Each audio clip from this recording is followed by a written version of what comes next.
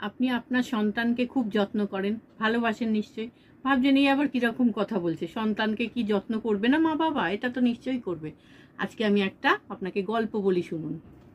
রিয়া আর রাকা খুব ভালো বন্ধু দুজনে, আবার দুজনের খুব গাছের শখ জানেন।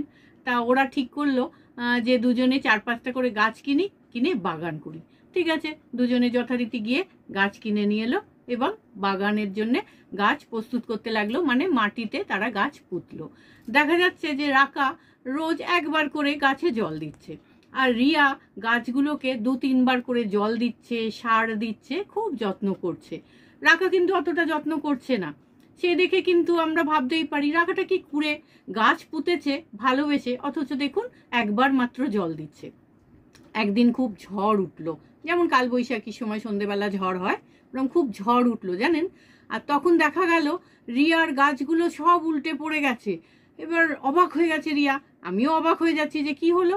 রাকার গাছগুলো কিন্তু একদম ঠিক আছে। কেন জানেন? রাকা অল্প অল্প জল দিয়েছে, তার ফলে তার গাছগুলো কিন্তু মাটির নিচের থেকে জল শোষার জন্য শিকড় বিস্তৃত করেছে, কারণ সে নিজের চাহিদাটা মেটাতে পেরেছে। আর রিয়া এত যত্ন করেছে গাছকে যে তার প্রয়োজনই বোধ হয়নি যে সে শিকড়টা অনেক দূর অবধি বিস্তৃত করবে। সন্তানও কিন্তু আমাদের ঠিক সেরকম, জানেন তো। সন্তানকে যদি আমি চাহিদার থেকে বেশি যত্ন করি, বেশি কিছু দিই, সে কিন্তু অভাব বা খুঁটে খেতে শিখবে না। সে জানে আমি যা চাইবো তাই পাবো, তাহলে কিন্তু তার গ্রোথটা সেরকমভাবে হবে না।